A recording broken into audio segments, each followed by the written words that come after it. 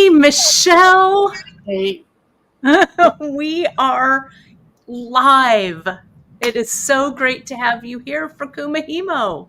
yeah, I'm always looking forward to these. Yes. Well, today is Wednesday, July 10th. I don't know where the year has gone.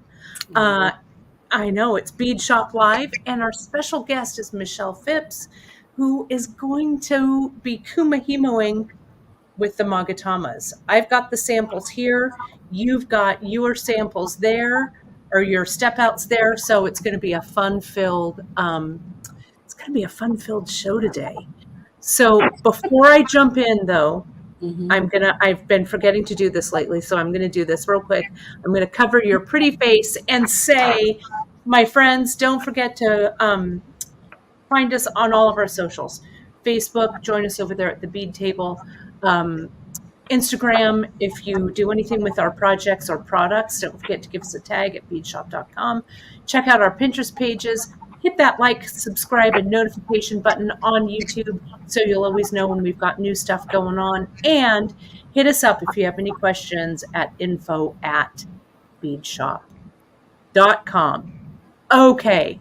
And Michelle, everybody's here because this is the place to be, obviously. Yeah.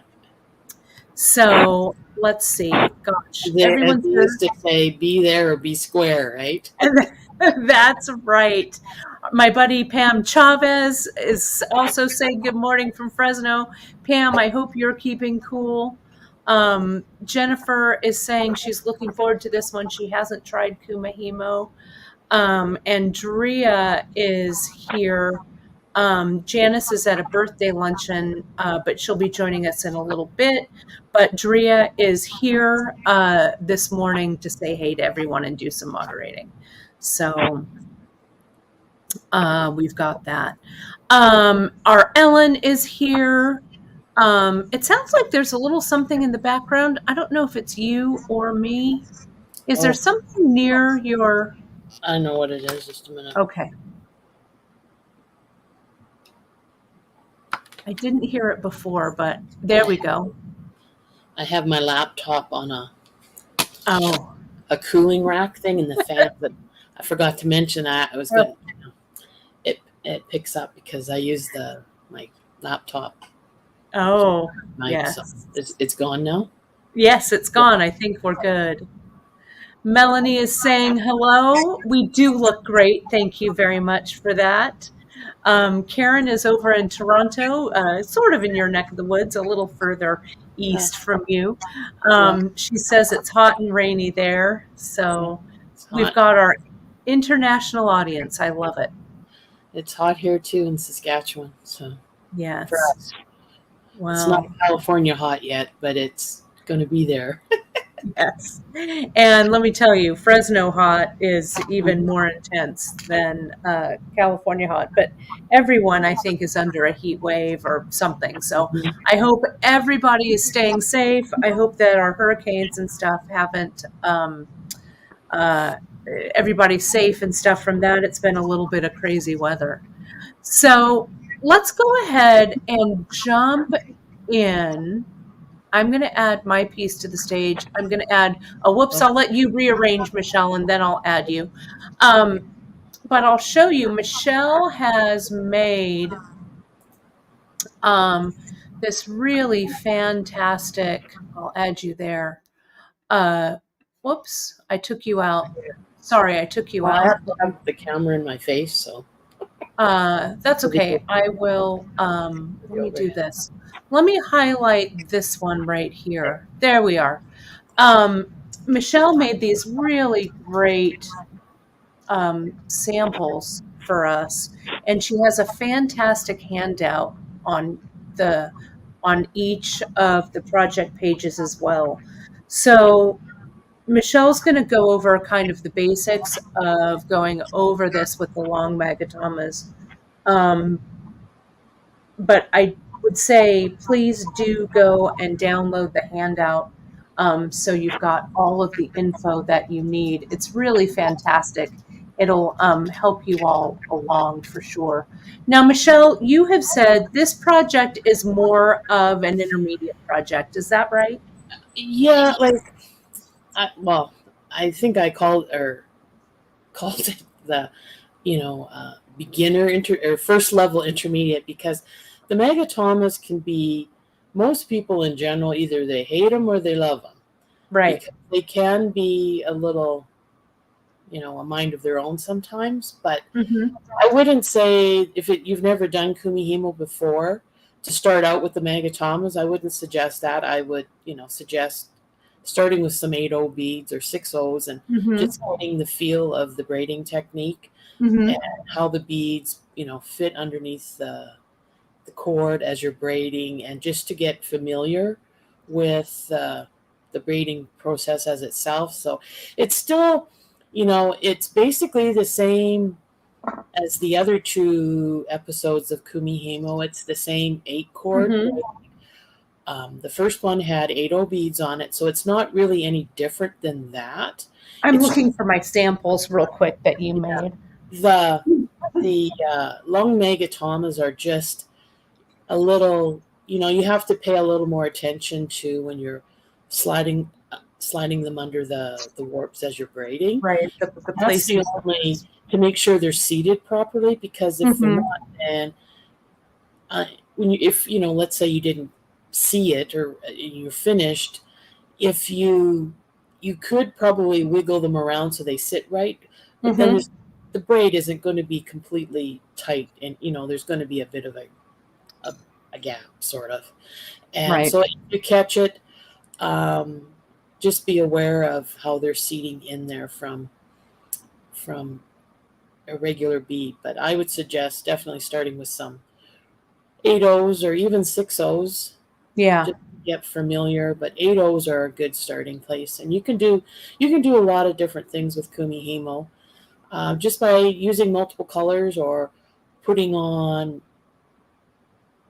the beads on, like, maybe 3 warps, and then some other beads on the rest, or just, the placement on the cord will make a completely different design that Mm-hmm. uh, you wouldn't realize it was the same basic technique and pattern that you're doing, like, out of it. So it's very versatile, Right. Kumihimo. Even just the basic, the Kongo Gumai basic 8-cord method. Right. It just changing out your beads, different sizes, larger and smaller. You can get a whole different look just using technically the same pattern or the same layout. Well, and this was the first project that you did. And for you folks who are just starting out with Kumi, and if you didn't see this episode that Michelle did, you can go back, watch this one. She also has a fantastic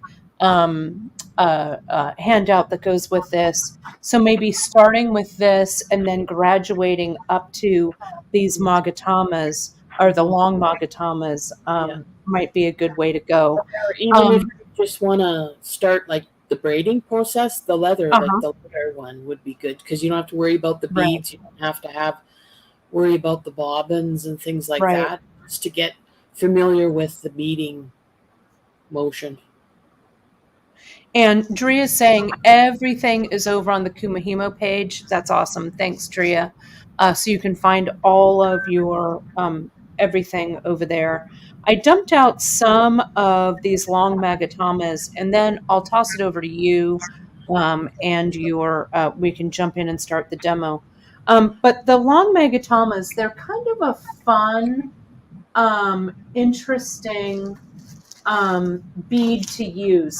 To be honest, I hadn't used them until we got them, Michelle, for your project. Yeah, And they're one of while, my favorites. yeah, while I want to flash this real quick. Hmm. We did a little bit of an intro to the Kumihimo. I had pre-recorded it and we showed it while I was in Europe. This was that earring that I did by just stringing the Magatamas on some leather cord, and I used one of those symbols Hmm. at the top, which was fun. And I wanted to show this. I haven't shown it before, and I was kind of playing around with it. I don't know that I love it yet, but I really want to try and incorporate it. I Mhm. have this kind of loomed piece permanently set up to kind of try different things with looming. You can see I've got some bugle beads here. You can see I did some weaving here. But here I started playing around with weaving with the Magatamas, and I want to get in a little closer. I'm not sure how much I love it. When I was talking with Janice and Drea, we were like, oh, I don't know if I love it, but I think it's got some potential because I like this kind of weird, nubby surface that the Yeah. Magatamas give it. And you can see I started to play around with the 6/0. So there's a lot of stuff you can do with these really fun shaped beads. And today, your bracelets, let me put one on my wrist. The bracelets are kind of a nice, chunky, this would also make a great necklace, right, Michelle? Right. We would just make it longer, obviously. Yeah. But Or have I've had. I can show some later if you like. Where I have like a main focal stone, and oh, then yeah. have a section on each side of megatamas, which are Mm-hmm. similar, the textured megatamas. Mm-hmm. I prefer the megatamas all every which way. I more so than having them all the same direction. It just depends what you're doing. And Yeah. No, I think they're um, really cool. yeah, it's very. I really like the texture that you get from just changing up your colors Mm-hmm.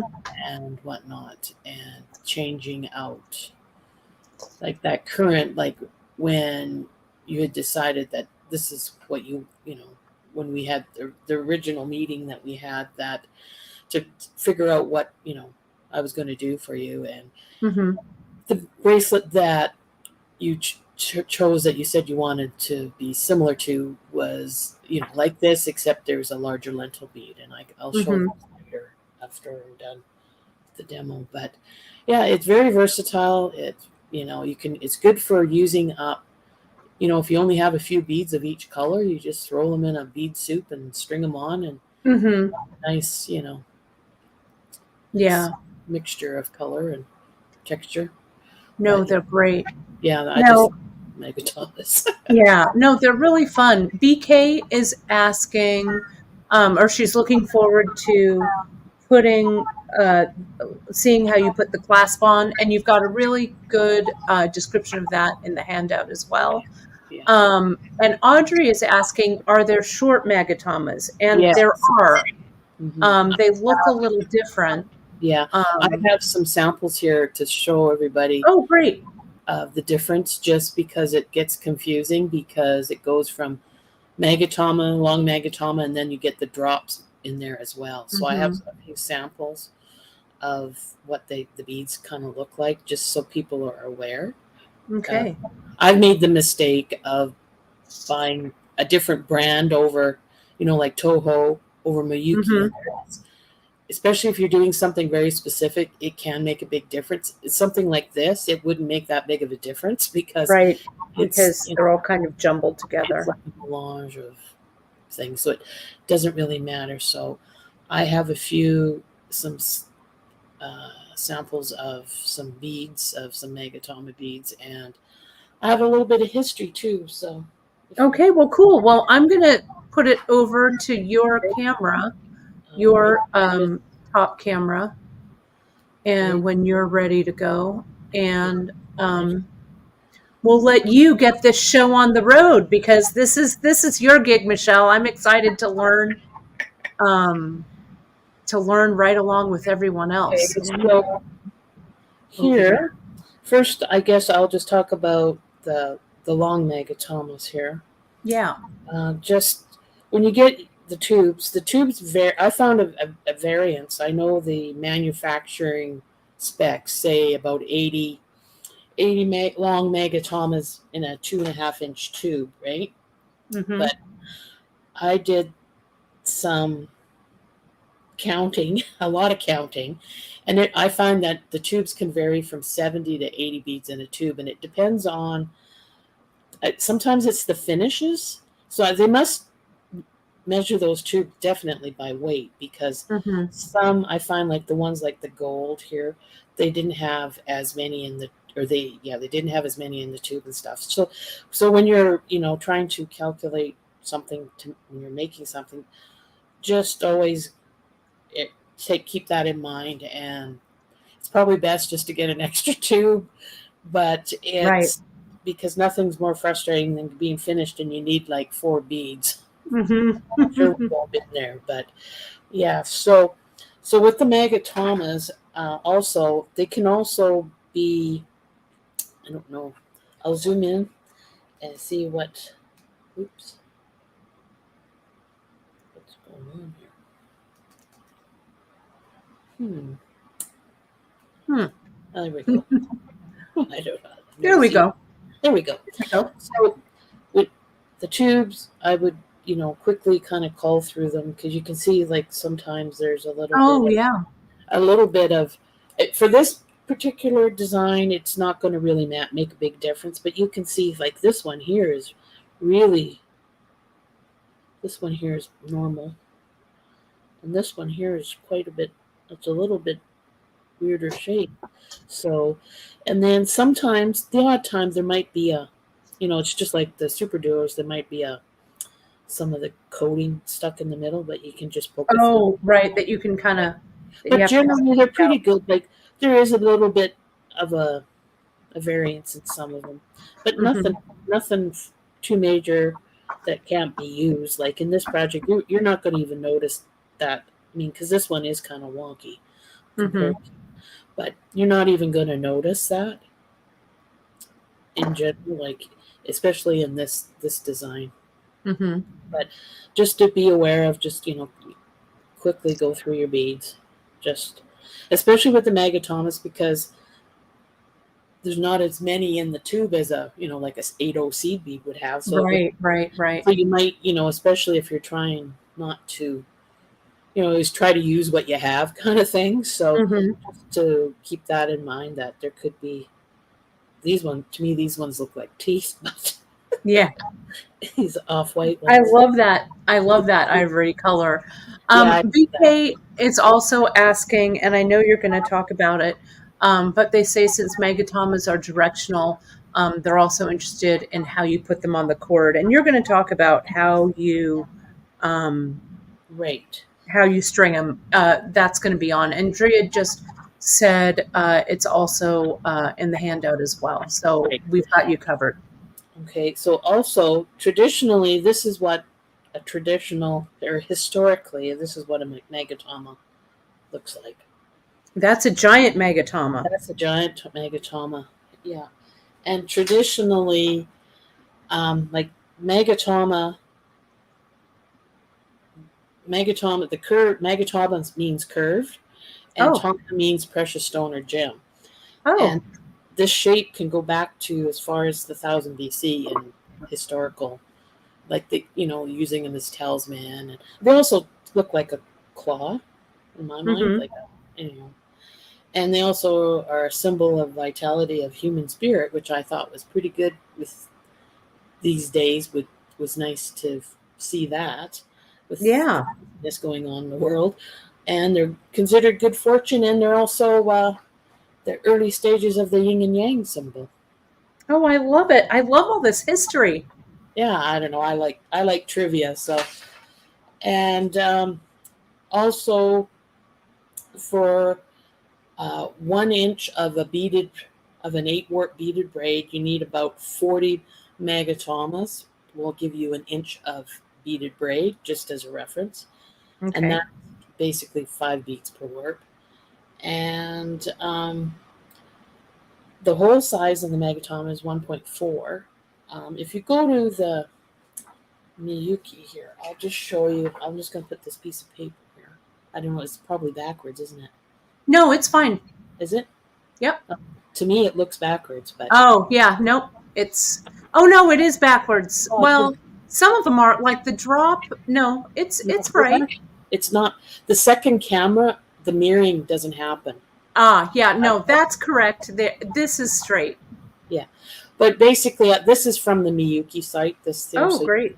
so you can see the difference. How the Magatama here, and then the Toho Magatama is a little bit longer.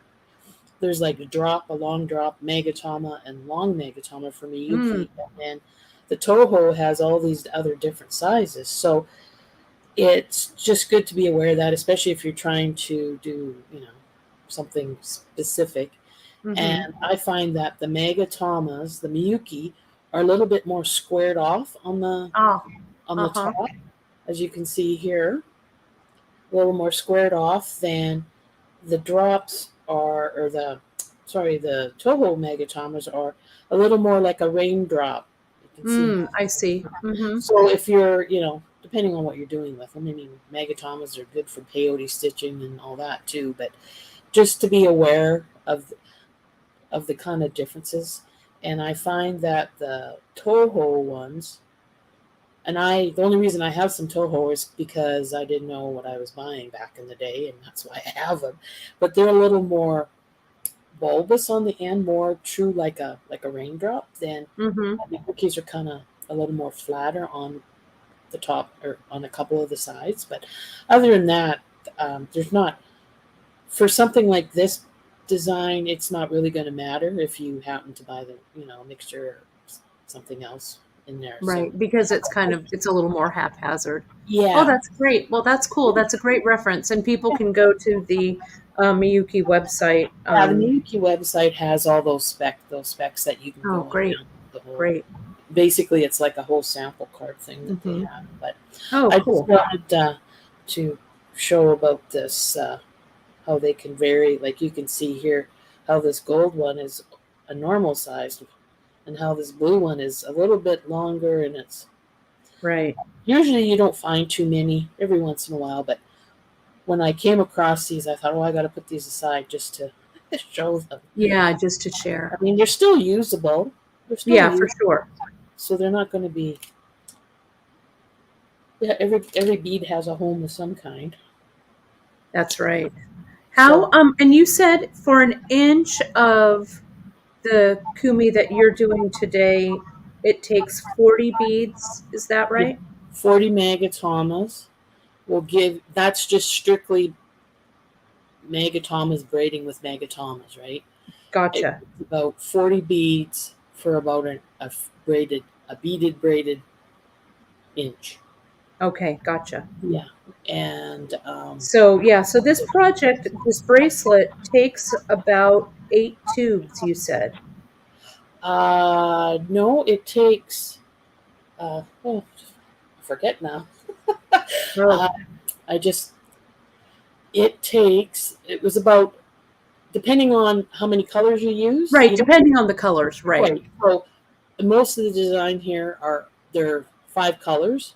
Okay. So some strands you might have 2 warps with the one color, so it all varies in that. But roughly, in general, like if you're going to do a bracelet of all one color, let's say, it would be, you for sure would need 2 tubes.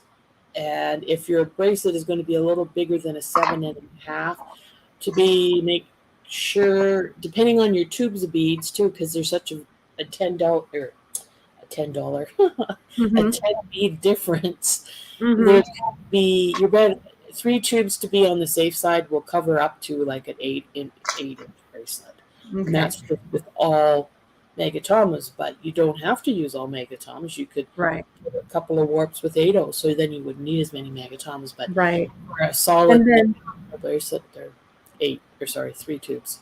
So in each of these, though, you use a bunch of different colors. So that's why we listed so many tubes. But essentially, for the bracelet, you need, if you're going to make it like all one color or just a couple colors or whatever, you need the quantity of about 3 tubes, correct? Yeah, I haven't even looked at the handout since. No worries. I'm going to set it back to you over here. I wasn't thinking I need to plug my computer in real quick. So I'll let you. Oh, and Karen's asking about how many hours does one of the bracelets take? Um, it takes the longest part is the stringing of the beads, Mm-hmm. but I would say maybe 3 hours in total from start to finish. Mm-hmm. That's well, that's if That's you've done you. Kumihimo at least a couple of times before, Right. you know, because the Magatamas can be a little frustrating for some people. It just, but generally it's, it would never take more than a day or anything like that. But the stringing of the beads is always what takes the amount of time for Kumihimo, and that's why a lot of people aren't in love with Kumihimo as much as I am. But I find it very meditative, stringing on the beads and, coming up with, different patterns and things like that that you can just do by, trial and error. I'm all about trial and error. That's what I like to do. I like that figuring out a pattern and whatnot. So Right. That's a fun challenge for sure. yeah, that's one part I do enjoy is trying to figure out a pattern, and it can take some time because you're trialing and error, you're trying different beads, and then you got to string them on and all that kind of thing. But in the end, if you always do a little sample before, it'll save you a lot of grief down the way instead of just going both feet in and just stringing all your beads, however, and then you're not happy with it. Right. It's halfway through, So, and you think, oh, I don't care for this, but well, I just wanted to make sure to confirm because Drea has on the project pages some info. So we just want to confirm, uh, depending on the colors, you would need one tube per color. yes, Like this yeah. has. For example, like the yellow one there, Mm-hmm. one tube with off the cream. That's all you Mm-hmm. want there because there's only one strand. Right. Um, and same with the gold. There's only one strand. So it just depends. I mean, that's all broken down in the handout. Okay. Gotcha. But so if you're doing this all in one color, say, one or two colors, the amount of beads equals about 3 tubes, Mm-hmm. 3 to 4 maybe. Andrea's saying here, she's saying if it's 40 magatamas per inch, that's 280 beads for a 7-inch braid. Divide by beads per tube, and it's about 4 tubes. Perfect, Drea. Yeah. So, Drea, make the appropriate updates. And Michelle, why don't we Yeah. go to Just depends the on the first color. part of the demo? Yeah. So why Yeah. don't you go ahead and show that? I'm going to Okay. move So, this over. do you want me to start with like the basics on the disc and the bobbins and all that? Yeah, why don't we, Okay. let's just start it as you'd start it. Okay. Okay. You have your. Oh, I need to zoom out. There we go. You have your 8 bobbins, and then you have your disc and your Kumihimo weight, and that's pretty much the basic tools that you need. Great. And what you've done is you've covered the center of your disc With with just a piece of paper there. yeah, well, actually, it's a DVD label, Oh, DVD label. Yeah. but you can't. They're hard to find these days. I just happen to have a pack, but yeah, just a circle. I just don't like looking at that text all the time. But Right. these are from Beadshop. These are the Beadsmith, I think. Yeah, the Beadsmith ones. Yeah. Yeah, so I just cover that 'cause I just figure there's less. I like the numbers. I know you could use the back, but I like the Mm-hmm. numbers and the dots. So Mm-hmm. that's what I just do is just cover that because I just thought it would be less. I do this for myself anyways, but I just thought for on camera it would be a lot less busy. Mm-hmm. Okay, so when we start here. You take your C-Lon. Go ahead and center. Yeah, there we go. Yeah, your C-Lon, which general rule of thumb is about three times your finished length of your bracelet. That's what you take in for the C-Lon. Sorry, it'll be 6 times because we're doing a no knot start method. Mm-hmm.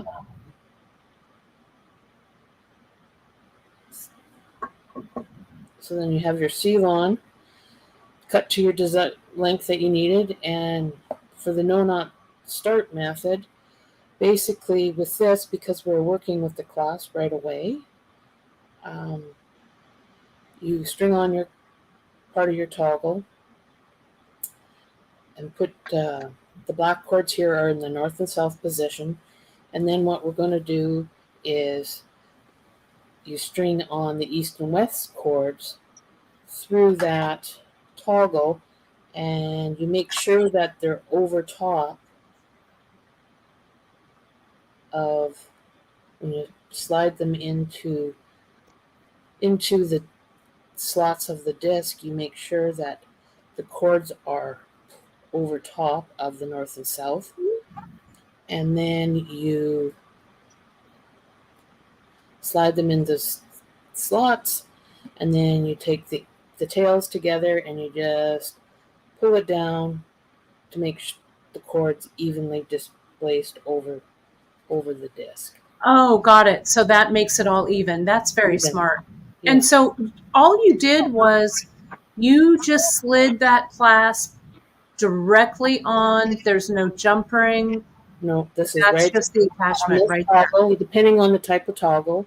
Gotcha. There's some toggles that have, there's like a square and then they'll have a hole right in the toggle. You do the same for that. I'll show you that on a couple other samples with that type of a toggle clasp. But generally you could string all the cords through at once if you want, but you just have to make sure that the placement of the cords, the east and west cords, are over top, because what it won't encase, it'll be lumpy at the toggle here if you don't. So it just gets a nice even encasement over this loop of the toggle, because we are going to braid a few rounds just to make enough gap from the edge of the toggle to the edge so the beads don't interfere with the toggle when you're putting it on. And that will vary depending Mm-hmm.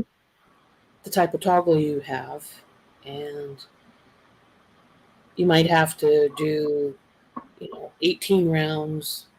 Next time you might have to do 20 rounds with no beads, depending. That's why I always do this part before I string on the beads, because that way it doesn't affect the pattern, especially if you're putting them in a specific pattern.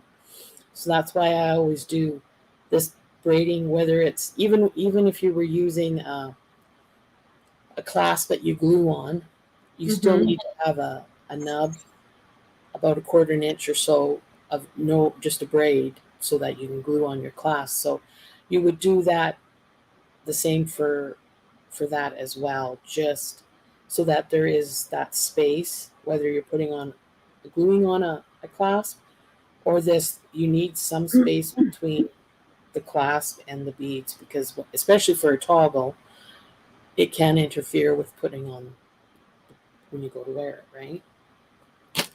So once we get, I'll just put on this other cord here. But you can string these all on at once. But the most important thing is to make sure that the east and west aren't tangled up in the braid. Gotcha. I have a picture of this in the handout too. So Okay. So from this part, we would start doing braiding to encase the toggle here. So as always, I always start bottom left. If you're left-handed, you can start bottom right. It's not going to affect this design. So I believe it's about 16 for this type of a class. That there's 16 movements that you do. So it's bottom left to the top left, top right to the bottom right, and then your turn. So that's considered one turn, or one complete movement is consistent of two chord moves, moving of two chords and a turn. So we're going to do it again. At first here you can sort of see that this is getting a little, oh, one thing I forgot to put my your weight. Yes. weight on. So I just always save my scraps of C-Lon, so oh no, what did it, oh, here it is. Then you just put have a loop of C-Lon here with a knot in the end, and I just do a half hitch knot.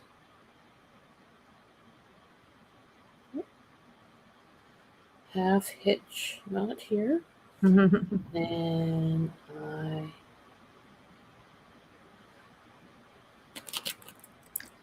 put my weight to it.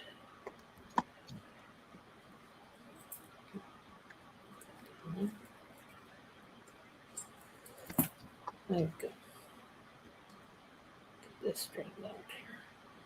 And like,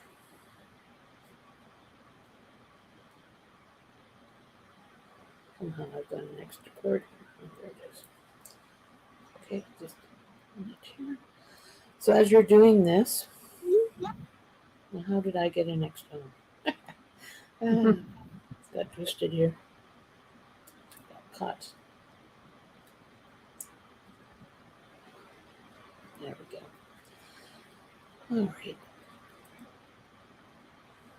And Michelle, if you maybe lift your camera up just a bit, or just stay a little more in the center, both of those things.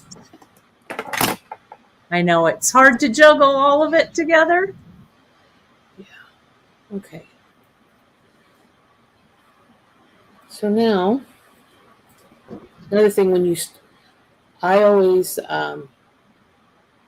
if I need to stop for a minute, I always stop. I put my extra cord at the top. Mm-hmm. You have three. Oh, my cord's got twisted here. At the top, so I know that way that is the top. But That's the top, right? Bottom, but just pick a plan and stick with it. Right. Just so it becomes a habit or a natural progression of your braiding. So then we're going to go down here.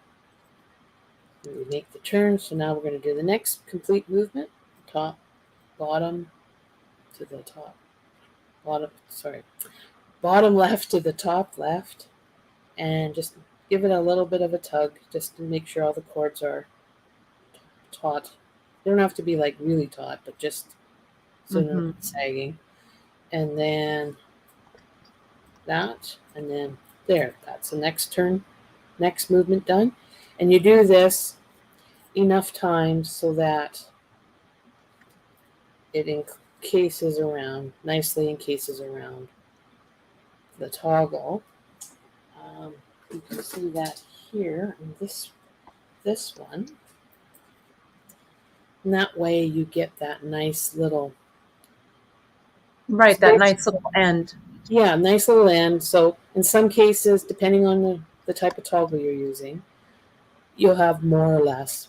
That's why I don't put on the beads before, because you don't, especially if it's something that you've never used before, so you don't really know. So that way it's not going to affect your pattern.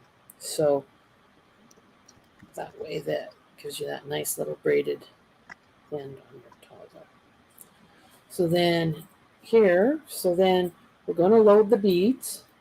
I already have some loaded, but I just want to talk about the loading of the beads here. Get this out of the way.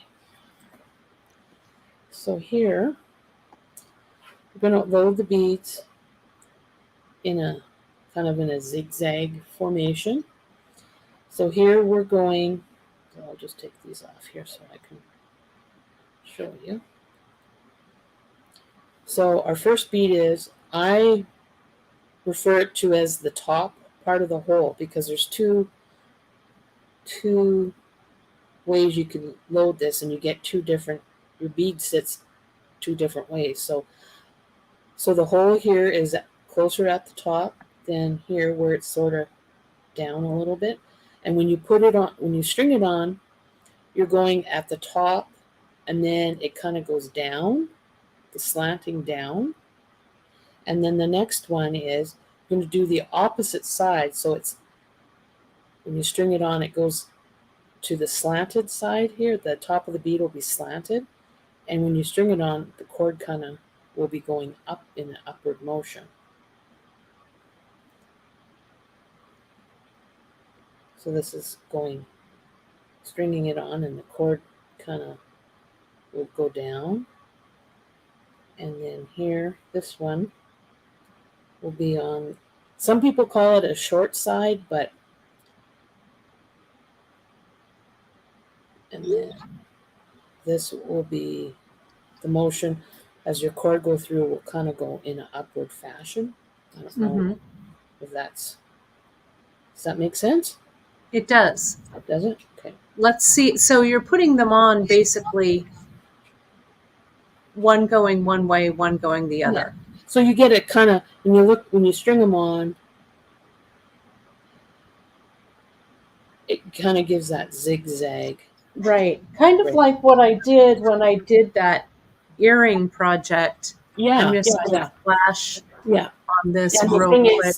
Every warp you start stringing your beads on, you should start it in, like, from the top. If you started with the top, stringing out the bead from the top, then every warp should be that way, because it'll give you a nicer finish. But you don't have to, but it'll just be, everything will be more smoother around the edge of the beginning of the braid. But so to me, it kind of gives that zigzag. Yeah, that zigzag look. Zigzag look, yeah. So how many? So I see your disc is over there with the pieces strung on. So how many beads do you string on at a time? I string them all. Okay. String them all. I think, I can't remember now what I put in the pattern. I should have opened the pattern up, or the handout. But you can also add them as you go, right?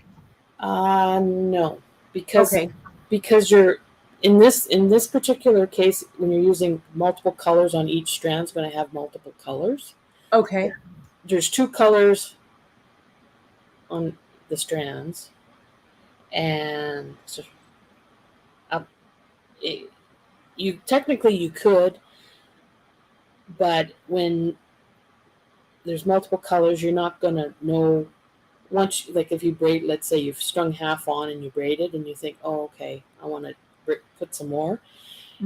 It might affect it's not going to be, it will be noticeable, but it won't be like majorly noticeable. But it will affect, because we're varying the colors here.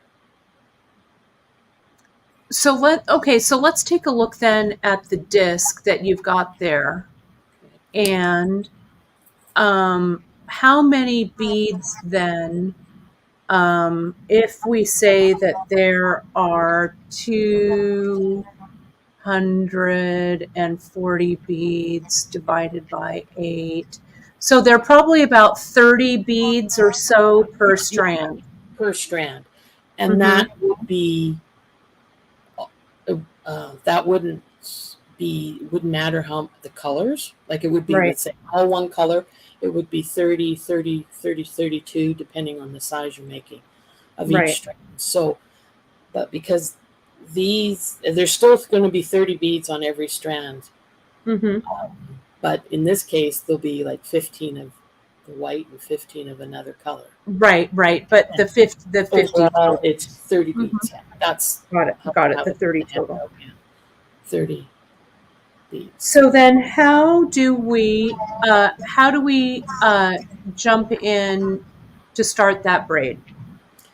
Okay, so we've got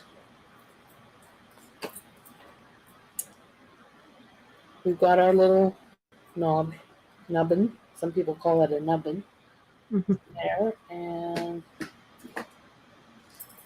get another piece over here.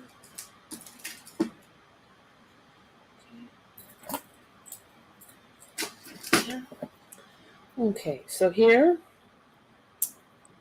I only have a few beads on here, but you'll see. This is the downfall of not using the bobbins. It gets tight Mhm. on your weight, but And you usually use the bobbins, yeah, right? I do. Hmm. For demo purposes, I haven't because of space for the Right. camera. But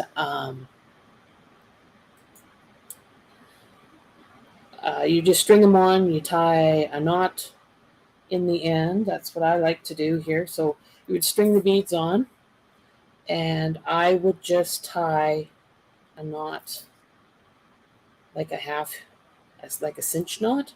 Mm-hmm. Oops, a cinch knot, because that way down the way, let's say you halfway through and you notice one of your strands is 2 beads short to the others or something. It's easy that way just to pull this, unroll it off of the bobbin and just Mm-hmm. pull this, and then you can string on your extra beads. And then when I wrap it around the bobbin, what I do is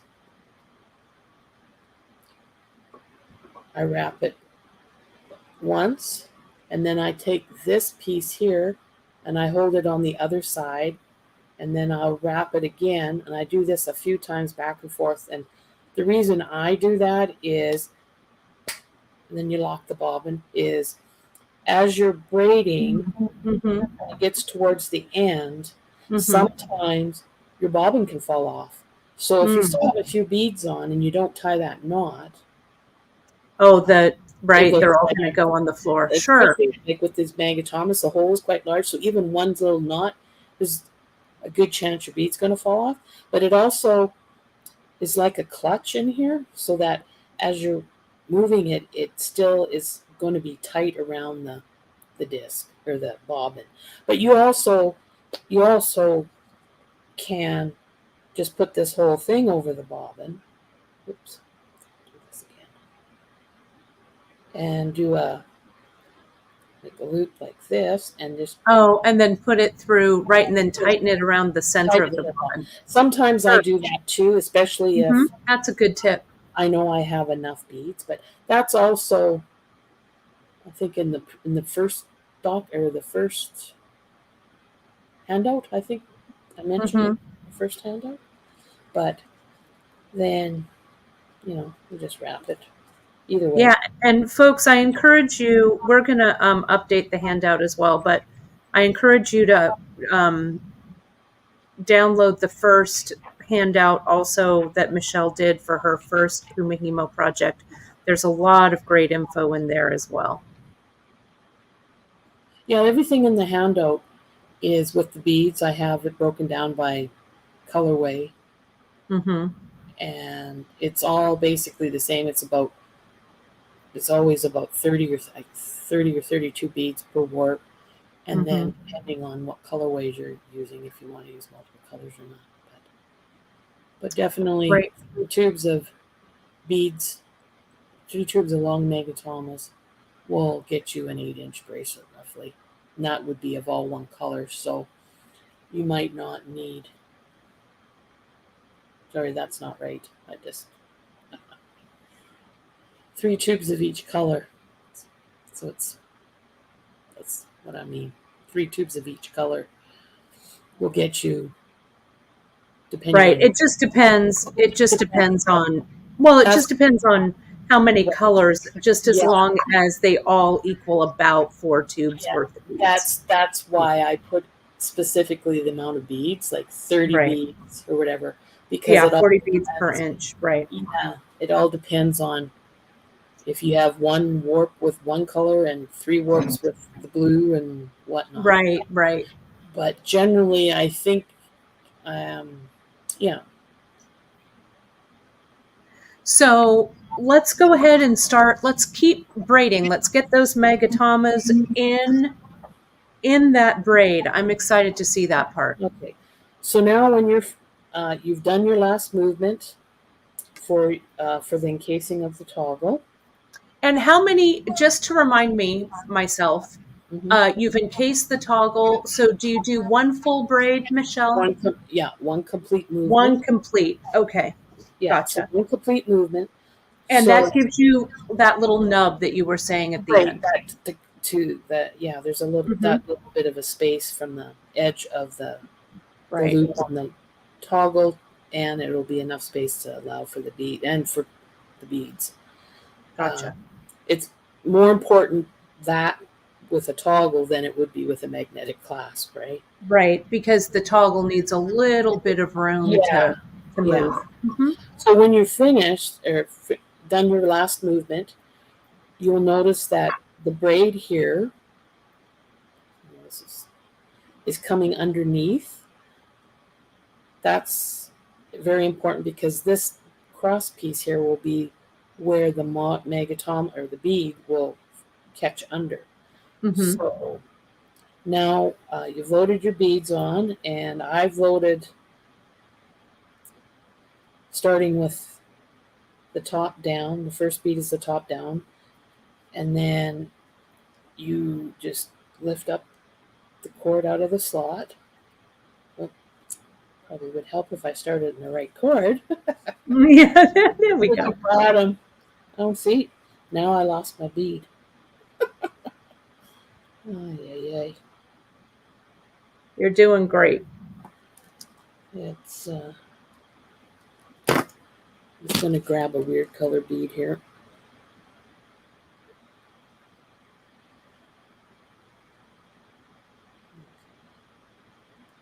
Okay,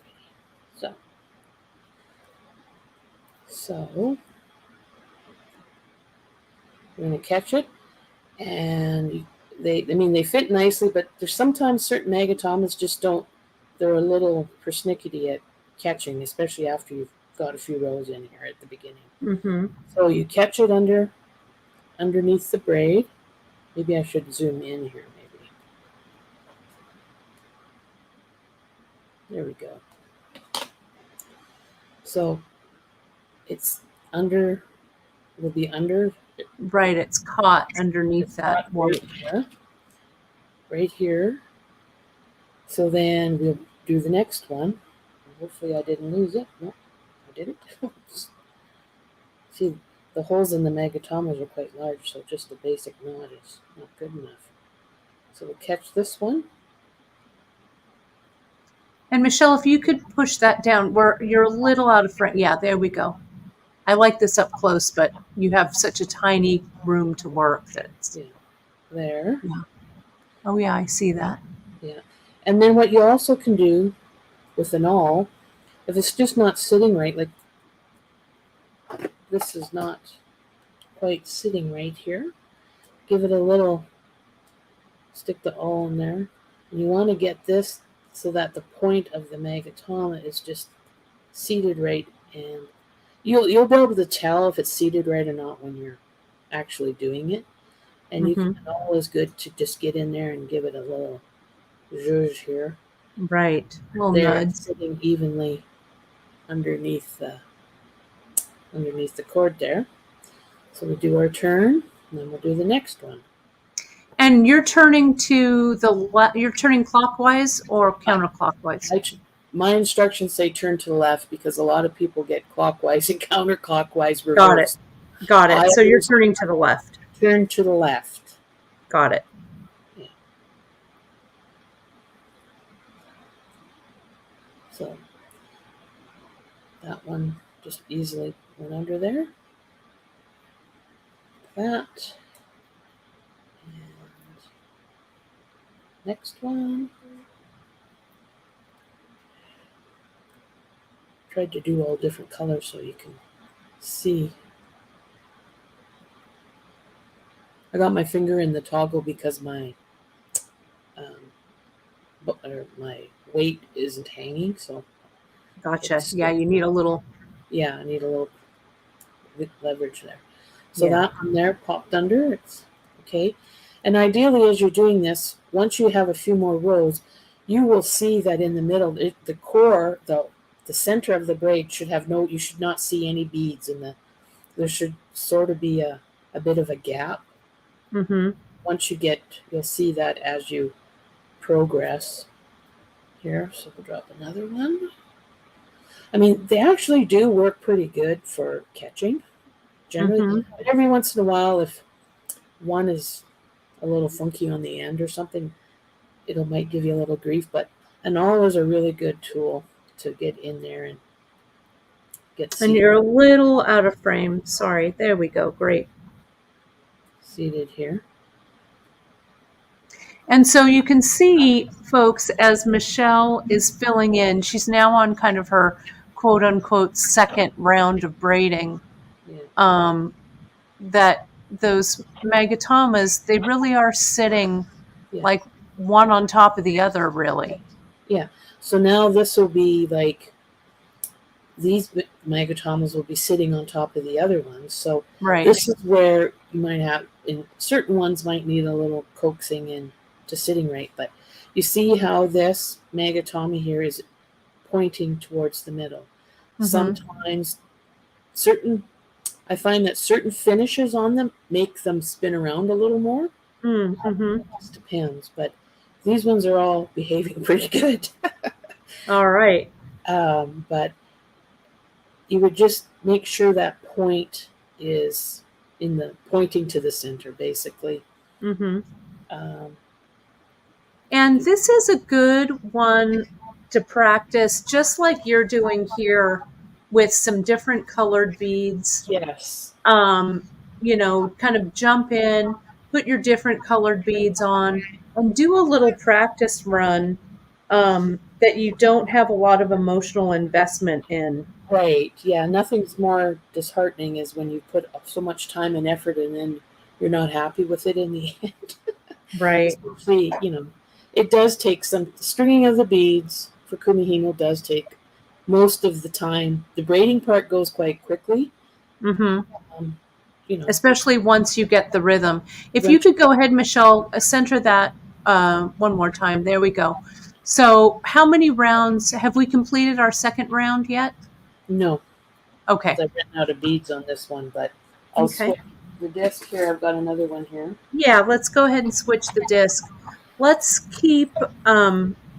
just keep watching you do that rhythm, because I think the more that we kind of watch you kind of nudge those Magatamas in place, we'll get more heartened about once you do it, it's hard to explain when you're not listening to someone explaining and doing it at the same time. Right, right. So here we'll do and let's zoom out, if you could, Michelle, just a touch, because we can see kind of the bigger picture now with this one. There we go. Is that okay, or do you want me to Yeah, I think that's okay. We can always, you've got a little more room to lift it up too. Great.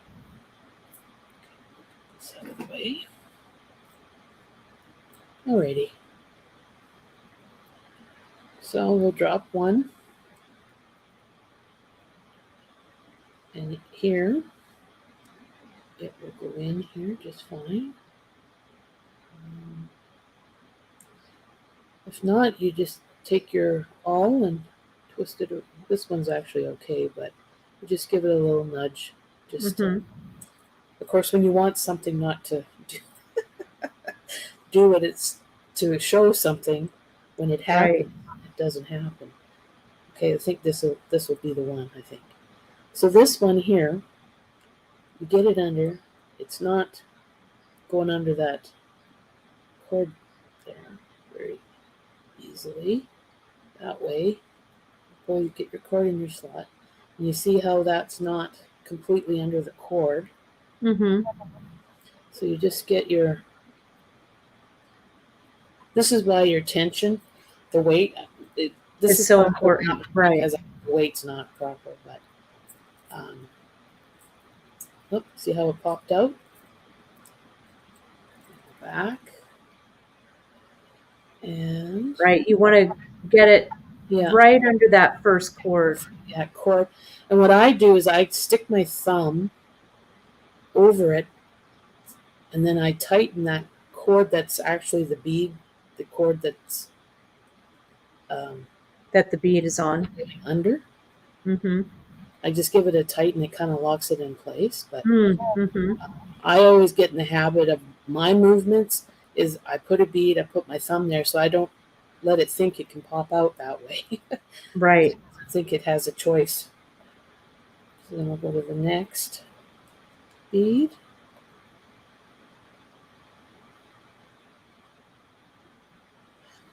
But here, this one. See how this one is a little twisted? Right? See how this point isn't pointing to the center? Right. So I just get your awl in there and move it around with the awl so that it lays right. See? Yep. Gotcha. So, and then tighten this because then that locks in Mm-hmm. the braid. So then we do the turn.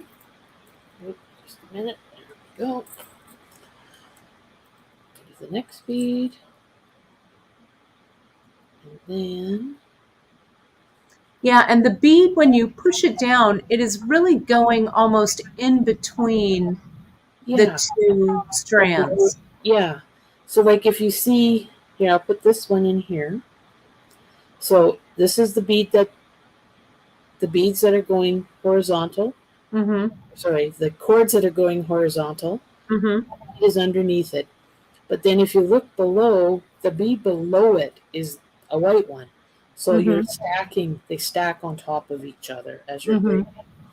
It's very noticeable with these kind of beads than it would be with a seed bead, an 8/0 seed bead. Right, So, because of the shape. because of the shape. Mm-hmm. You don't notice that stacking as much with an 8/0, but this. So you see how this one here, this is one that we did previously, it got turned here a little bit. So we're just going to. Oh yeah, you're going to turn it back. Yeah. It's just, this can be done when you're finished, but it's a lot harder it's more finicky doing it when it's finished than if you can catch it now. Mm-hmm. But all is not lost. It can be fixed. If you know, sometimes you don't notice those things until you're done. Right, right. And So for every first move, you always do the opposite direction on the second move to lock that one in. right, so you lock here, and then when you tighten this cord, it kind of locks the bead in place. And this one, give it a little push, and then by giving that little push, pushed it too much, it's pointing to the center. The turn.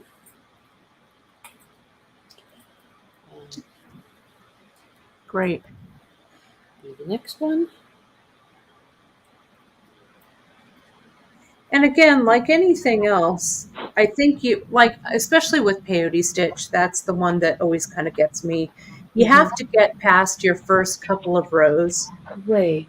to kind of Yeah. get in the groove. Yeah. But So don't be too intimidated, my friends. no, because it's just, get familiar with the movement of braiding, Mm-hmm. and then, just pick a few Magatamas and string them up Yeah. and just try, just so you know just so you know what to look for when you're braiding. But once you do it, you don't have to do it very many times to really get the flow of into the flow of the braiding. But you can sort of see here, it's not as predominant in this as it would be with 8/0s, but the core of the bead here, like you can sort of see. Like, Oh, yeah. Center that up a little bit more so we can see that. Yeah. There's like that empty, open core in the center. Mm-hmm. It's pretty hard for Magatama to be on the inside of the braid. Like an 8/0, it's very easy for one. But with an 8/0, you would see that bead in the center and you think, well, that's not right. But that's less likely to happen with Magatamas because they're larger. Because of the shape too, right? The shape. So as we're getting through, let's take a look at putting the clasp on the second side. Okay. So Okay, so we're done. We've got our length, our finished length here, or how long we need it. So we move this to finish the movement. We make it a turn. Make the turn, and then to finish this, what we'll do is these next two cords will be kitty corner to each other. We'll just tie an overhand knot. Okay. And center, uh, you can put it down a little bit further, Michelle. Yeah, I think we can see it that way a little bit better. Okay. So make sure you give your cords a good pull here and make sure everything's nice and tight. And then we'll take these two opposite to each other. And then we're going to do just a simple overhand knot. And then we'll just, oh, did I twist that? I twisted that. Just a simple overhand knot, and then give it a good pull, and then just stick it back. It doesn't matter what slot you stick it back in. Slide it in. Right. This is just to keep the tension. Just to keep the tension, and then you make a turn like this and do this until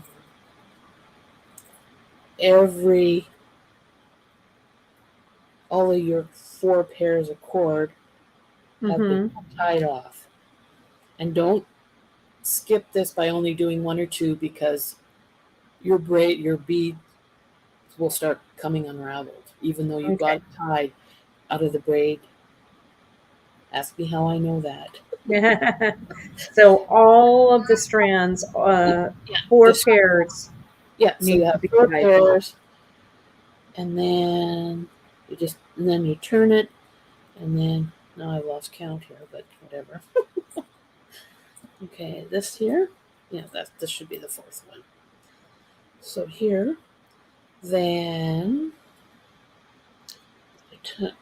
and then I take some GS hypo, and I just put just a little bit on each kind of cord, because depending on the accent bead that you use, you're going to have to cut some cords away. I wouldn't. I can show you later, but I've cut these cords down to only having 2, because it was dependent on my focal bead that I had. But right. So you have to reduce some. Currents have a pretty big hole, so 4, I just cut 4 away. So you put a little bit of glue, and then you just let that dry, and then from there,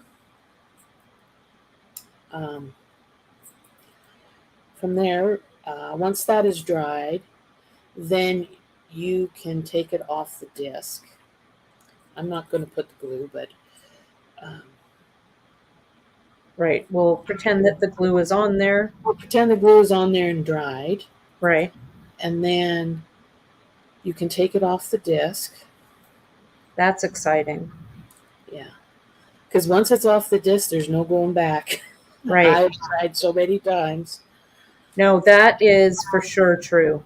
Yeah, it is. I mean, I'm sure.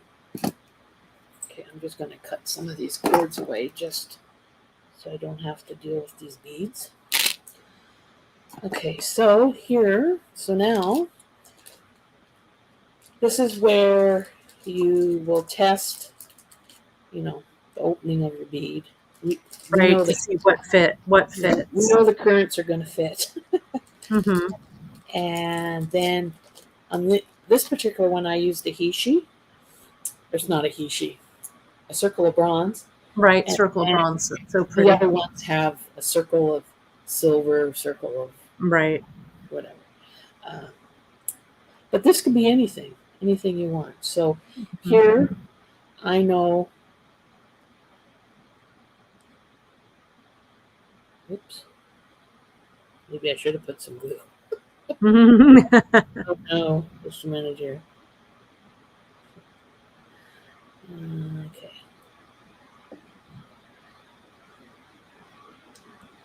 Sorry, I gotta take this out of. Okay.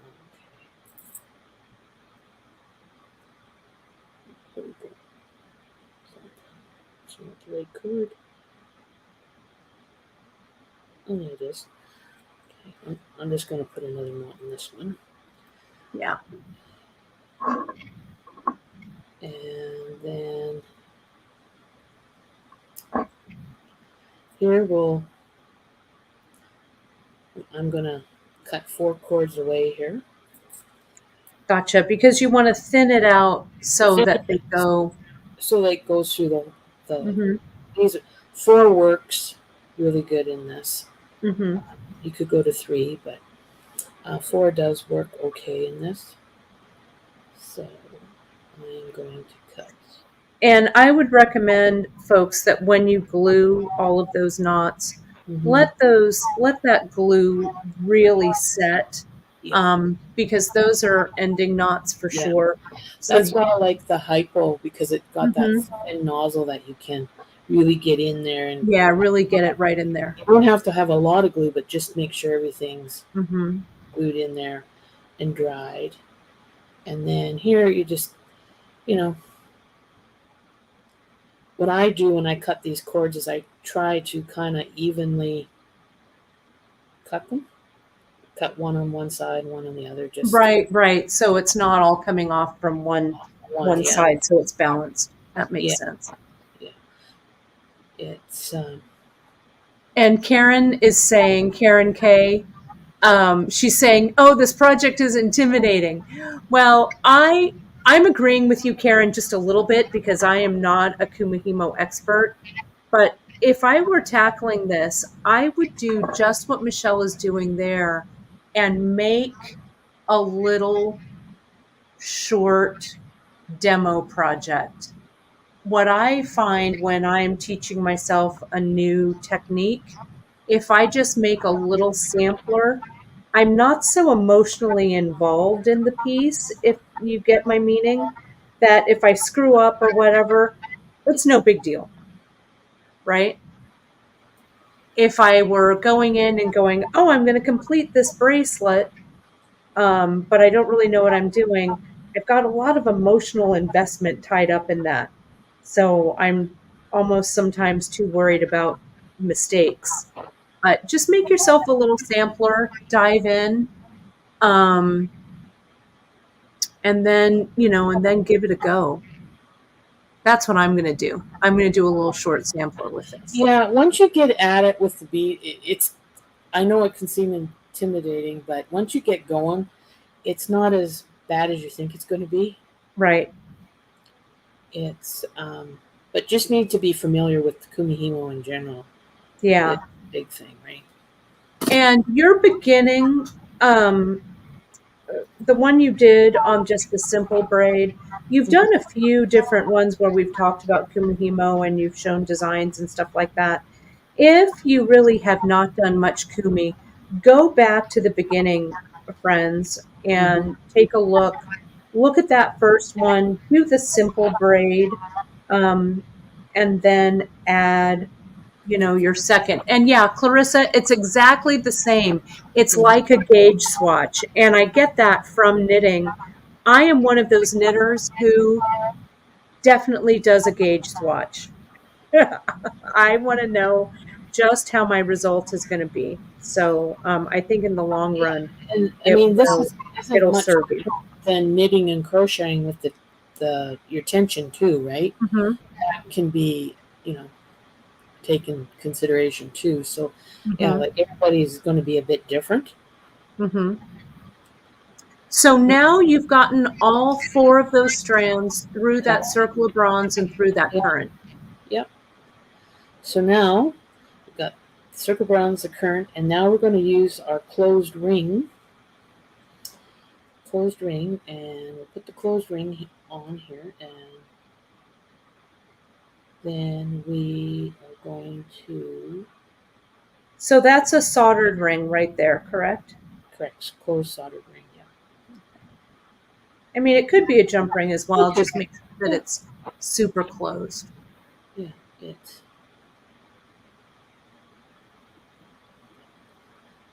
okay.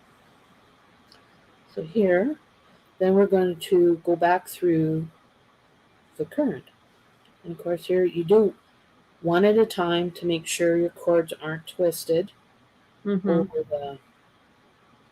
over the closed ring. So,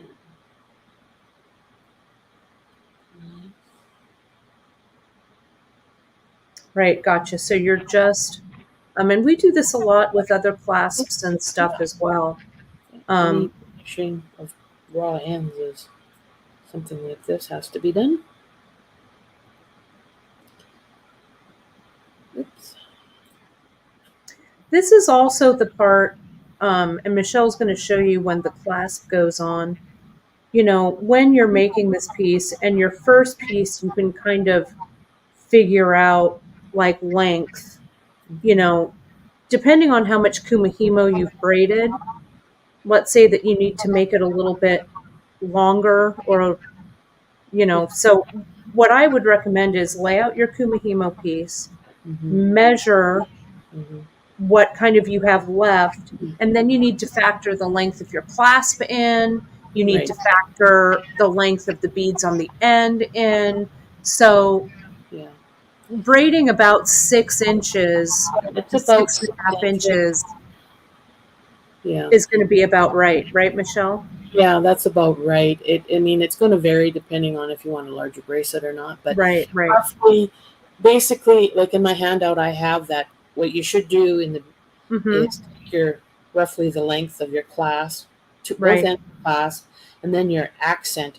I refer to this as the accent section, Mm-hmm. and figure how much that is. This is about 1.5 inches, I think it was, Mm-hmm. and then you would detect on deduce down to what you need for your beaded Right, for your beaded section. section.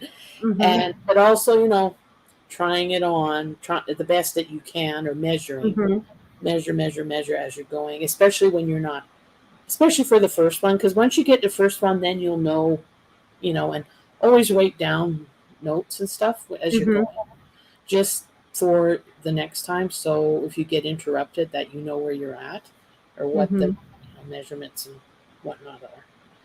But yeah, so you would work in each one of these. Right, so you're going to get all strands in there. Here. And that's why Michelle reduced her strands, Yeah, so there's enough enough. space to get back through. Yeah.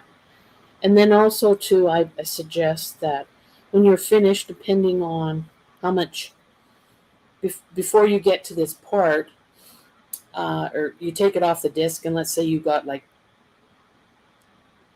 a cord, you're better off to cut it down a little bit because it's going to make it easier for this Mm-hmm. part. But you shouldn't have, too much unless you just don't, unless you just like to be on the safe side and always add more to your cord when you're cutting. I Mm-hmm. do that sometimes. Yeah, I But like yeah. a longer. And there's a couple of questions about adding beads and adding cord that I'm going to save for when you're done with this. So don't let me forget. We'll throw those questions in, but I don't want to interrupt your flow here. Yeah. No, it's are we running out of time? We're doing okay. We're close, Michelle, but we're good. This is an intricate project, so we'll Yeah. take whatever time we need, my friend. Okay. So here we've got them all. They're all nicely even over the soldered closed ring. And then you want to pull it taut as close as you can. I like to use the awl and get the awl in here and get close as I can. Oh, that's a nice tip. Yeah, the awl is your friend. Yeah. I use it a And, lot, especially in Kumihimo. mm-hmm. So then I'm going to divide these cords. Can you see this okay? Yeah. Okay. Perfect. I just take 2 cords and do the whole overhand, just one overhand. Give it a good. And this is between the disc and the bead. Mm-hmm. And pull. Let each cord by itself. Make sure everything is there, like that. Then I'm going to flip it over and do it another one. Very And nice. this here. Currents have a nice big hole, so this works really well with the currents. Yeah. I love those current beads. I'm doing my project for the Great Bead Extravaganza. We are introducing in the project a new, it's not really a style, it's similar to currents. They're actually made in Java. And I think we're also going to carry them. I think you folks are going to love them. Are they as big as, are they They're a little smaller. smaller? We call them a Pompeii glass bead because they look like they've been kind of buried under the ancient lava for a while. But I'm pretty pleased with it. But you folks will get a a preview of that next week. Because Great Bead Extravaganza is coming up, Michelle. Is it? It Really? is. It's not this weekend. It's next weekend. Is it really? It is. I know. Didn't we just do this? I know. Okay, so we got the knot here. So here you would do some gluing. And I use hypo cement. Mm-hmm. You Glue that can sucker put some down. on the other side if you like. You don't have to, but this side is the most important because it's the finishing knot. You could do a double, like a surgeon's knot if you want. Mm-hmm. It's a little more noticeable if you do that. And then let the glue dry, and then you trim off the ends. Right. And here you would just attach your toggle. This will vary on for sizing. You might need. I like these coiled oval rings. And Yeah, I like those coiled oval rings myself. they look really, especially with these clasps, they look really nice. Mm-hmm. So sometimes I can show you on some other samples. I've put maybe a 4mm jump ring here on the toggle, and then added these others. Just I think it was because the kind of toggle it was that I used. But yeah, so this part will vary for sizing. So you might need, if you just use ordinary jump rings, you probably for sure will need 3 for toggle because you want it to be able to easily go in and out of the bend, right? Out of the bend. And so that way they're pretty adjustable that way. So you can, if you are a little bit short, you could just add a few more little jump rings. And then that's pretty much. Yeah, it's good to go. Yeah, that looks great. I have some. I had a couple of questions that I want to ask you here, and then let's look at some of those other samples, if that's okay. Yep. If you run out of thread, is there a way to add thread while you're braiding? If there is, I've never heard of it. Okay, so you really do want to be generous. So I'm always when it comes to this, especially if it's something like you're just winging it on your, coming up with your own design. Right. Less or more is better, because that way, the more you overestimate, the larger pieces cord you have left over to use for something else. That's how I look at it. Right. So, but the general rule of thumb with Kumihimo is a regular 8 braid warp when you're knotting all the ends together is 3 times your finished length. The no knot method is 6 times your finished length because you're only cutting 4 cords. Right, doubling it over. 2 warps. So ideally, the calculation for this with the no knot is 6 times your finished length. I always add at least a 1/2 inch because that allows for when you stiffen your ends of your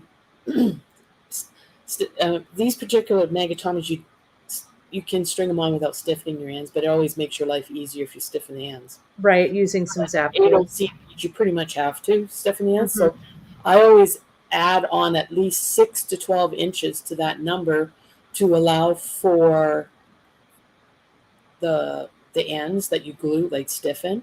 And then excuse me, and then that way you're not, you know, disappointed. I've been Right. You're not disappointed too right many playing around with times. I don't. I right. don't like being Right. disappointed.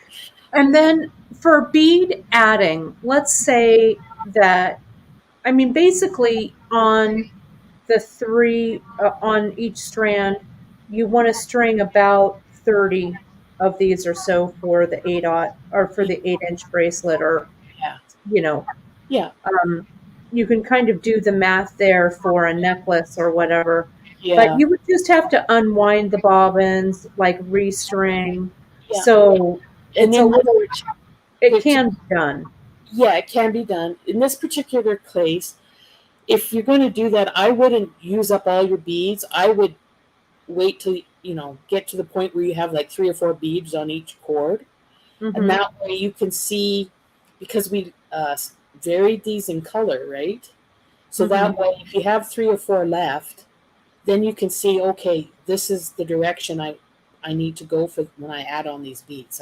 Right, That if they were all one color and you were going all the same direction, you could just string them on, no problem. right. But you have to take that in consideration when you're using putting a pattern on each of the ward, which we That talked makes about, sense. right? That makes sense. And but it can be done. I mean, I've done it.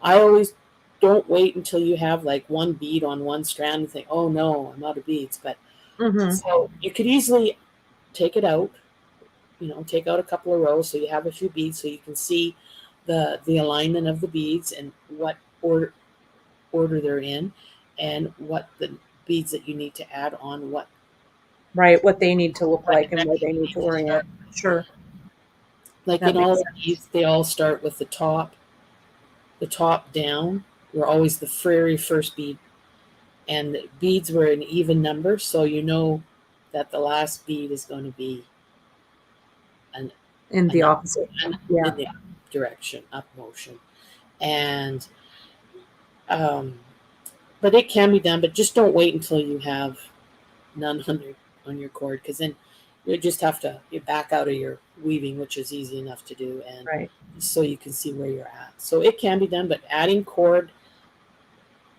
I guess theoretically, you probably, well, I don't know if you'd want to do this. You could, get your thread burner and melt the cords together. And if the Yeah, you could. Yeah, that's always precarious. but you could with this, because the holes in the beads are big enough to accommodate that. But an Right. 8 bead, you wouldn't be able to do that with. Right. Right. And how sturdy is that going to be? Like, Right. it's Exactly. going to give away. I don't know. I've never tried it, but it's yeah. So if you're really apprehensive about the bead, the cord, I would just add 12 inches on, just to make sure, and then you've got lots of cord left over to make your little loops for your Right. next For your project. things. Because Right. I have Love a it. whole jar full of those all tied up, ready to go. And Nice. just yeah, don't let it Yeah. intimidate you, because it's not as bad as it looks. Yeah. No, it's great. Well, show us some. You said you had some samples that we can take a Yeah, look at. okay. We can I will. take just a few minutes, and take a look at a few samples. Okay, so this was the other colorway that's in. This is also in the handout. This particular Hmm. one. So this is with Was it sundown mood bead, or Oh yeah, the mood bead. Right. yeah, That's a cool one. yeah. And this is just same. There's 5 colors in this one as well. I made this other one. This is just a short little sample. This is a 2 colorway. So basically, the north and south chords are one color, and the east and west are another color. Oh, So smart. that's how you get the stripe. And here I just put a little pearl on the end, just to give you an idea of what a Hmm. two color would look like. So you kind of get that striping motion there. And that was just basically north and south, one color, east and west, another color. But then if you mixed it up and you put 3 colors of the orange, or 4 colors of the orange, or whatever, it would give you a little more closer to this with the 5 colors. That's all. Right. So, Gotcha. or it would be more orange with a thin, one little thin thing. So that's another colorway. And then I have these, just to give you a complete different idea. Same. This was Oh, the wow. this was the original Right, braid with that lentil bead. with that lentil bead. And then I also made some earrings. And this is all Kumihimo too. These are Kumihimo. Right. So you could try this Yeah. in an earring style, even make it nice and short, So get the hang of it that way. here's what that one would look like with the current. Nice. Yeah. That was what started this all. Yes. And then I have the same kind of thing. These are all like lentil beads, lentil type beads. But these, you can see the different types of clasp here. This Mm-hmm. particular toggle, which I've never seen a toggle like this before. I've found it in my stash I've had for years. It has a little tiny loop on the back. Oh, yeah, the loop on the back. Fun. Yeah. So here I would have strung the cords through here. So this one would have a little bit longer of a braid here to accommodate so that the edge of the toggle isn't interfering with Gotcha. Yeah, with the right. beginning of the Yeah. So strand. Yeah, so and then, pretty. yeah. So this one is similar style of toggle as what we used, and then this one is one that has the hole right in the toggle. There's Mm-hmm. no. So here it's the same thing. It's just you would judge it on what type of end you need, and it's about 16 or so. I think this one was 20 if I remember right. But yeah, and it's that, and then you wanted to see a necklace, right? Yeah, let's take a look at a necklace. This is the necklace that I was referring to.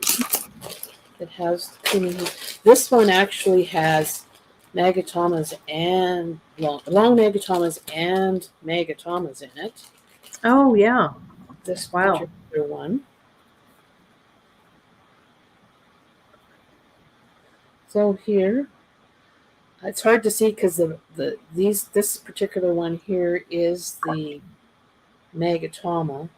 I don't know, beside that silver bead. It's the same color as the Magatama, so it's kind of hard, but you can see. Maybe I'll zoom in on this.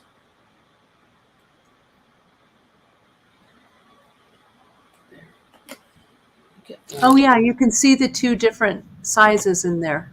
So this is a Magatama. Magatama, and then this is the Long Magatama. Mm. So basically here, and then up here in the necklace, it just goes into a straight beaded section from that to that. Right. And then this one I had that kind of a slider closure on it. And so then that's just plain braided cord, right, Yeah. Michelle? Yeah, and what I did, I used two different colors, so and then on how you place them on your disc, you can get a nice pattern in here. That's very nice. That, and then here are some simple little earrings with Magatamas. Right. Mm-hmm. And then one other necklace is this baby. This is the big one. Oh, yeah, I love that one with all the daggers and stuff.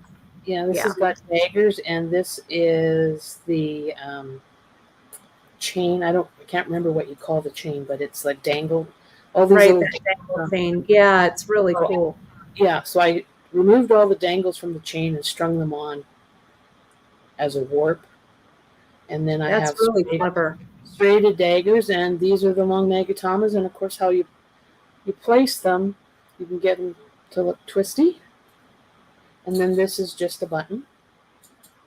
This is a really old button. This is like from 1935 button. Wow, it's really cool. And yeah, so it's, I mean, and this is all the 8 cord. There's it's no 7 cord, and then here are the earrings that I made with these. So it's the same technique, you're just varying the beads is all. I love those earrings. Those are so great. 8 warp, the 8 warp Congo Gumai standard. It's all how you place your beads and what beads you use. And yeah, it's very, very, very versatile.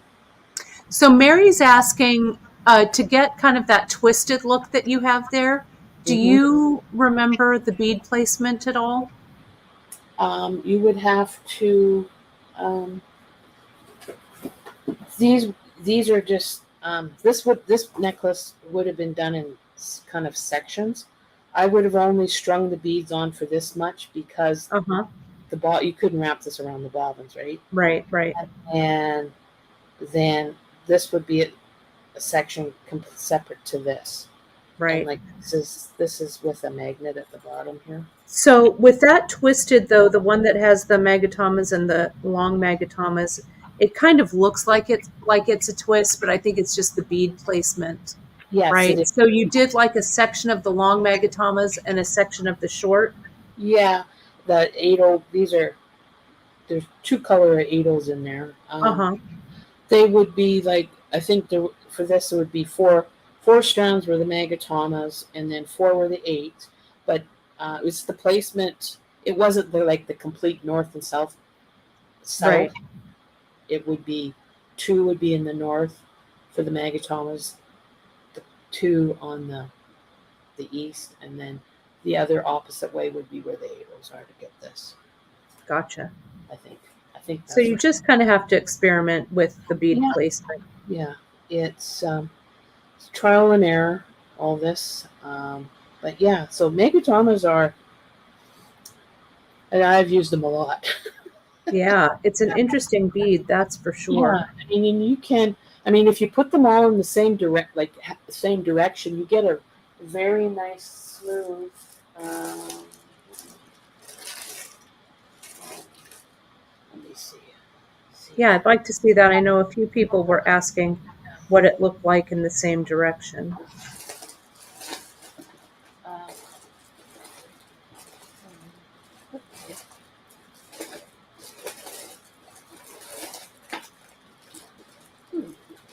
Oh, here it is. I didn't realize I could have had these out. I didn't focus. Okay, so this particular one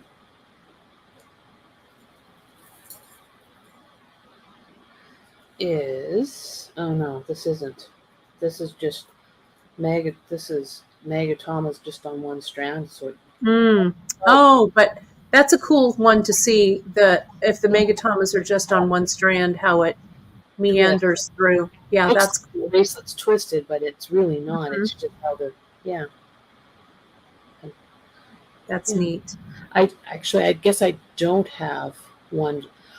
I don't care for the look of them all going in one direction. As you can tell, everything is all over. You can kind of practice and make a little sampler to see. To have them all in one place, you would just string them exactly. You would pick either going through the top down or the up, the shorter end of the bead. That's all you would have to do is make them all the same direction as you string them on every single cord, and it'll be a nice smooth. It'll be all smooth, right? Go in the same direction, or you put half going one direction, half the other, and then you'll get them all the same direction. Then they'll meet in the middle, right? Which would also look cool.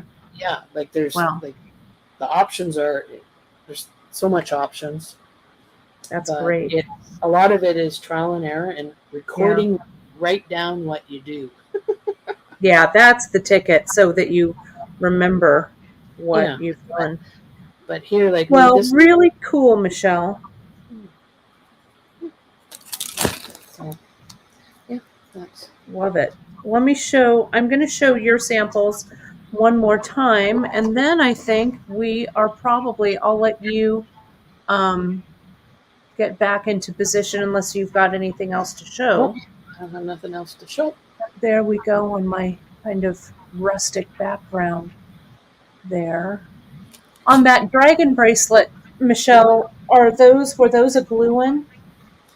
Yes, these were glue on. Glue-in, yeah. Basically, you would just have do the toothpick method, measure Right. your side of your class.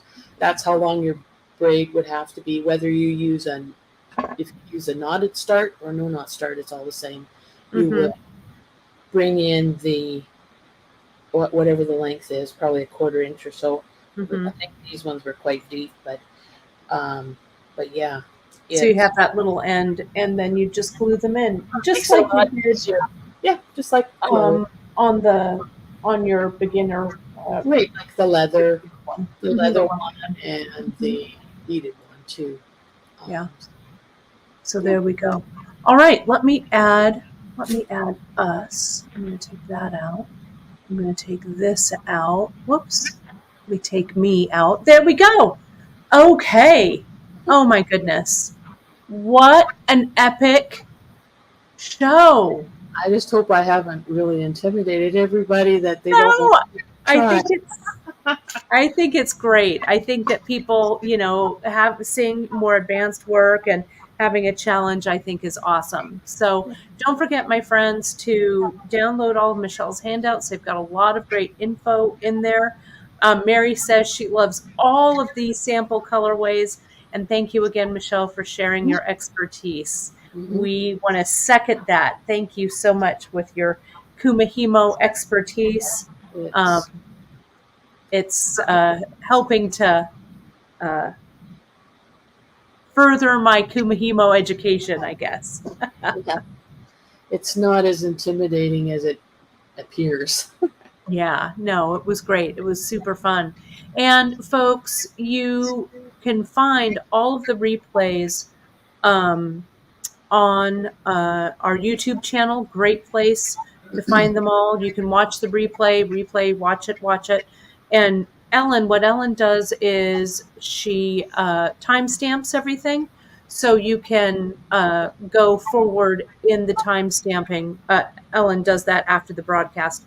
So you can kind of fast forward through, the sections that you want to see. So, hopefully it's super helpful for you all. It was helpful for me. Really fun. You're getting a lot of love for this one. Don't get overwhelmed because it's not as complicated as it appears. Yeah, for sure. Well, we're going to have you back later this fall. We're going to do a big necklace project. I know you've got that coming up, so I'm excited to see that. That's why I completely forgot what was in the handout because I've been working on it, and I'm right. I'm thinking, no, that's for the other project. No. No, that's great. Well, we're really looking forward to it, Michelle. Again, thanks again. We'll talk to you soon, our Kumihimo Queen. Thank you so much. See ya. All right, everybody. I will see you all on Friday.